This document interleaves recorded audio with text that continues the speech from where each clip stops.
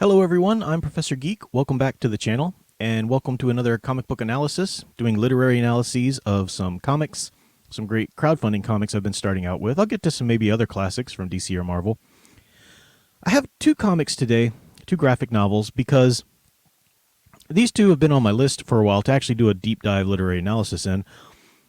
But a number of things. First of all, some of these campaigns, you lose sight of them. You lose track of them.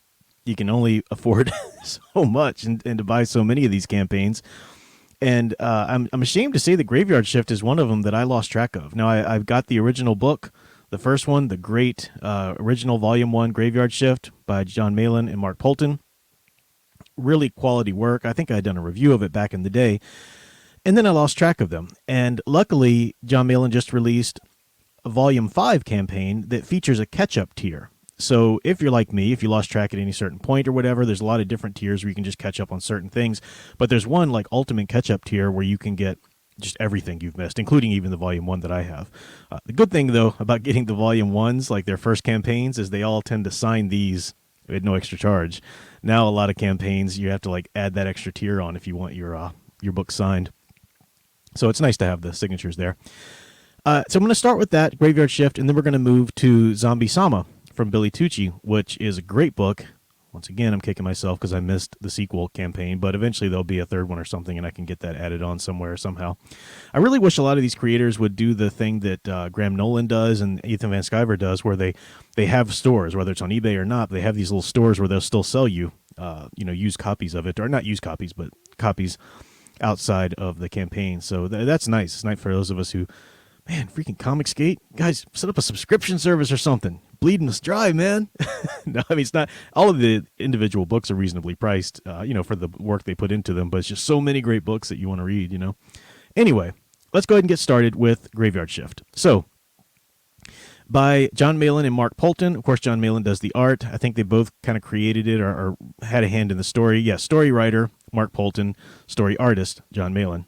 Colors, Anthony George. And this is just the original Volume 1. The volumes, they change up a little bit. I don't think John Malin did. I don't even know if he did the art for Volume 5 that's coming out. But anyway, we're going to talk about Volume 1. Now, the other reason that I can't really go super in-depth with either Volume 1 of Graveyard Shift or Zombiesama is that the way these stories are structured and the way that they're broken up here, we don't quite get enough of the overall arc for me to feel confident about really giving a good analysis. Certain things I can say, like I'm going to make a lot of observations as I go through Graveyard Shift, for example, and I can't say for sure that these observations that I'm making are things that are fully developed in the themes yet with later in the story. I don't know that yet without getting those volumes in, but I did want to go ahead and just call them out anyway, so it's nice. It's our monster review today. Graveyard Shift, John Malin talked about it for a while before the campaign, concluded and everything, and he would always pitch it, and he still pitches it, as Universal Monsters meets X-Men, or crossed with X-Men, not like meets, they're not two entities meeting. But that's a really good way. It's a great pithy elevator pitch, but it also is just such an astute way of describing it.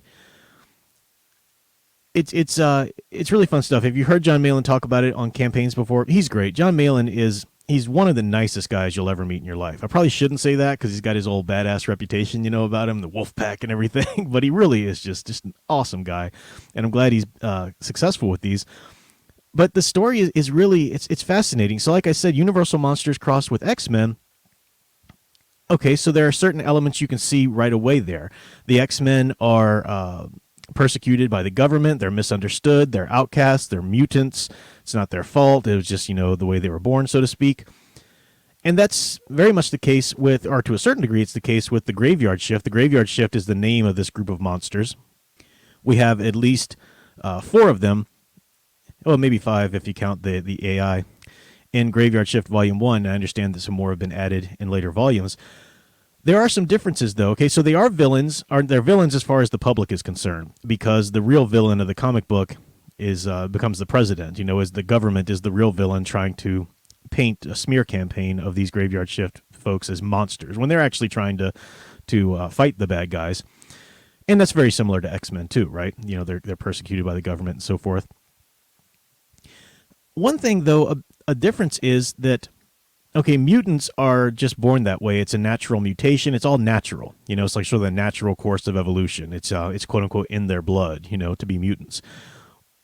It's not natural what happened to the graveyard shift, but it's all still centered around blood. Blood is a real theme here that we've got going because it's even the Frankenstein creature and the bride creature. They're brought on by these dead bodies of soldiers that they're kind of brought back to life, infused with this stuff in their blood and whatnot.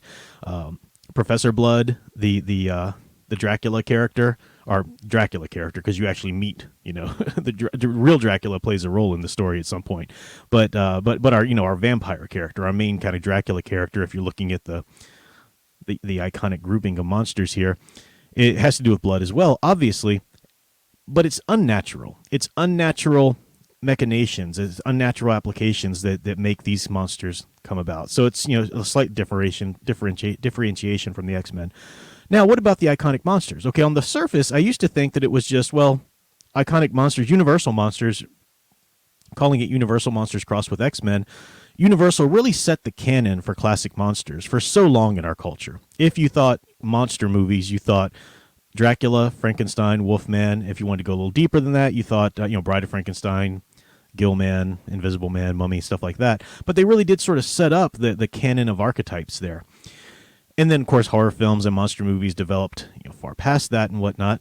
And even the roster set there by Universal Monsters was portrayed in a lot of different ways, first by Hammer Horror and so forth. And at first I thought it was kind of weird that John Malin would say Universal Monsters crossed with X-Men, because John Malin likes the graphic art. He likes showing the heads ripped off, the bodies blown apart. He likes that kind of thing, and he's going to show it in his art. And that's not something that you would see in, say, Universal Monsters. So I thought about it, though, and I think what really is the pull from Universal Monsters, aside from just that, that roster, that iconic roster we're dealing with of monsters, it's the pathos.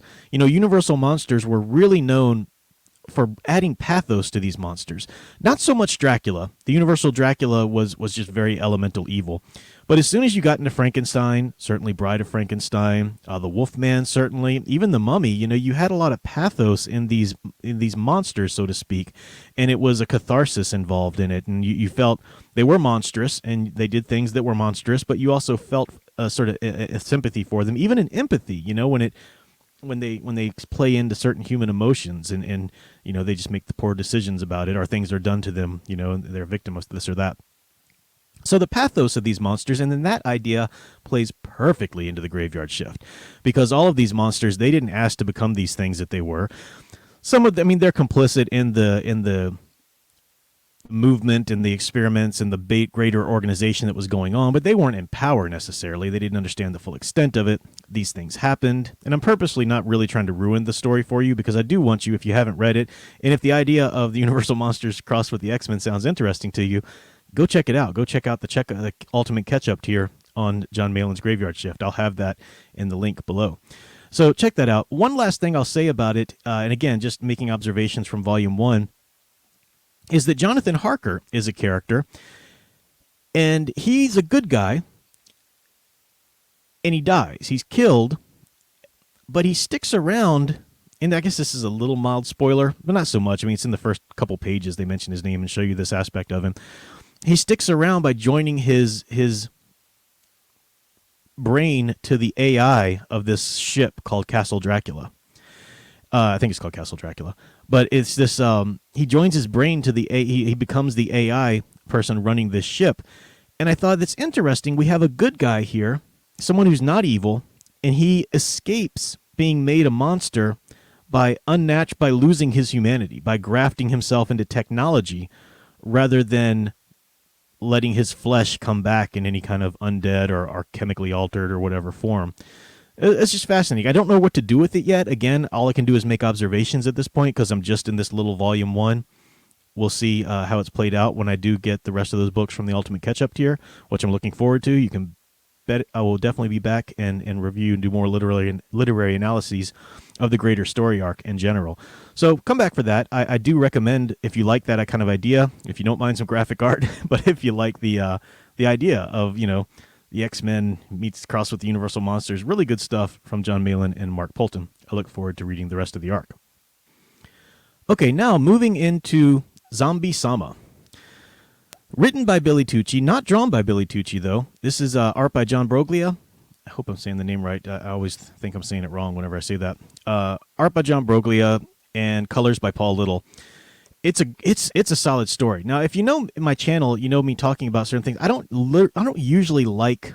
I'm not really drawn to zombie apocalypse tales because they're usually just not done very well. This Zombiesama is a zombie apocalypse type story, but it's done exactly the way I would want a zombie apocalypse story done. It's the zombies themselves are almost a MacGuffin of this story. They exist to be the catalyst for the hero's journey of the main character.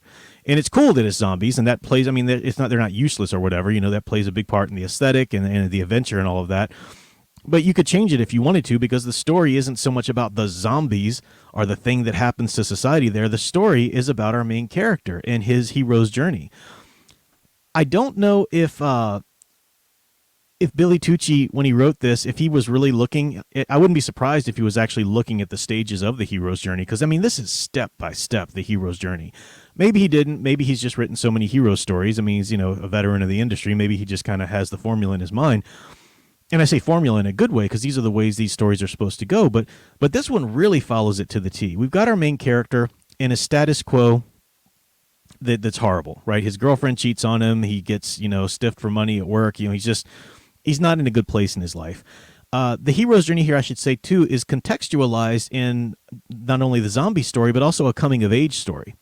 So our main character is this young guy. He runs delivery for his sushi business. He has a mentor. His employer is his mentor and tells him at one point, you know, you've got to make a decision. You've got to decide who you're going to be in life. And you got to sort of believe in yourself and actually do it. And we see through the story, we see him make that decision. We see him grab this samurai sword off of the wall. He puts on this gear that he finds at this scuba diving shop, you know, that's like shark bite proof. So certainly it's zombie bite proof. So he gets his gear, he gets his special weapon, you know, that the hero would have. He crosses the threshold. There's an inciting incident. At first, he doesn't really want to do it. So there's that little bit of a refusal of the call, but then there's the crossing of the threshold. You know, he goes through all of these aspects of the journey. It's really great. And it actually, even though it's a short little, Volume 1's a short little book. Again, I'm kicking myself for not getting into the campaign in time for Zombiesama Part 2. I really, really want to get that, but hopefully one day it'll be made available again. And you can keep in touch with Billy Tucci and Deborah Tucci, their campaigns and whatnot on Indiegogo or other places. Check the website, because they do sell a lot of these things. I just bought the She Omnibus, which I'll do a literary analysis of eventually, but that was available on his website when the campaign had quite ended. So, you know, some things are still available, some things aren't. But so he goes through all of the stages of the journey, and there's one final thing. There's a stage in the journey that they put in this book that isn't in a lot of other hero stories. Not all the time anyway, or at least not brought to fruition in the same way here, in the same sort of extreme way. And that's the idea of, I'm going to say, killing the mentor or outgrowing the mentor, something like that. You know, Freud would say that you have to kill your father to replace him, to be a man. And, you know, some stories, that's probably literally, or it is literal in some classic stories, but metaphorically, it just means that at some point, you know, let's say psychologically, in a young boy's life, he can't keep going to his daddy to do these manly things and whatnot. At some point, you have to grow up and you have to be the man of the house and do these things and not go to somebody else, you know, so you have to kill the father to replace him or whatever. Well, that happens in hero stories all the time, right? If the mentor was so capable and so able, then the mentor would be the hero of the story. But at some point, the hero has to surpass the mentor. That can mean simply outliving him. It can mean becoming more powerful than him. There's usually, it's done really well, and certainly, you know, Star Wars is the perfect example. Obi-Wan, knowing it's not his destiny, it's Luke's destiny. Luke will become so much more powerful, but Obi-Wan allows himself to be killed by Darth Vader so he can go into the Force and be a greater guiding voice or mentor to Luke. You know, so that's a great example. In here, we have a really great example of that kind of surpassing the mentor moment, which is very touching, and it's very, it's great. Man, I want to explain it, but I don't want to, because I don't want to ruin it for you, because I want you to read this book if you can pick it up. It's good, though, okay? In the very beginning instances, you see the mentor get taken by the zombies, okay? So I'll just say that. That's not a spoiler. It happens in the first couple pages. And there's a really interesting moment towards the end of how that surpassing of the mentor thing, or how this torch passing or whatever happens. It's good. It's touching. It's good. And it also sets up the hero of the story for a further arc. There's easily more stories to be told. The zombie apocalypse isn't quelled by any means, but there's a good solid arc. The character is at the end of an arc. We know that, okay, this is a good stage in his journey. We see the development. We see his updated status quo. He's still fighting the fight. There's still more to come. So it's great. I hope that there's more. I mean, I know that there's obviously part 2 of this, but I hope we get part 3, part 4. I hope it's like all the stages of a general novel, like series of a television show or something like that, seasons or such, because that would be great. It's a great idea. I don't know how the idea came about. I'd really love to talk to Billy Tucci about it and see, how much were you thinking about the hero's journey? Where did the idea from this come about? The art, John Broglia's art is nothing like Billy Tucci's art. So if you hear the name Billy Tucci and you're expecting like some She-style art, no, it's John Broglia. And I wouldn't, normally if you don't know John Broglia, you just see his art and then somebody tells you that's going to be the art for a zombie apocalypse. I wouldn't necessarily think it would mesh, but it does. It meshes perfectly for this story. It's good stuff. So I recommend both of these, Graveyard Shift and Zombiesama. I will put links to the Graveyard Shift Volume 5 campaign below, and I'll put links to Billy Tucci's website because, as the last time I checked, you can't buy Zombiesama on it. But it's out there, it's on eBay and whatnot, and they will eventually do another campaign, hopefully for part 3, which will allow you to pick up these ones that you've missed. So check that out. Next comic analyses will be Wrecked Planet, Cyberfrog Wrecked Planet. I've been promising that, but I wanted to get through certain titles in my reading pile first. So that's the next literary analysis. Stay tuned to the channel for some more standalone videos, of course my weekly live streams, and we'll keep chatting about literature and talking about art and good storytelling together. So until next time, keep enjoying and digging deeper into the true blue hero stories you love. Thanks for watching.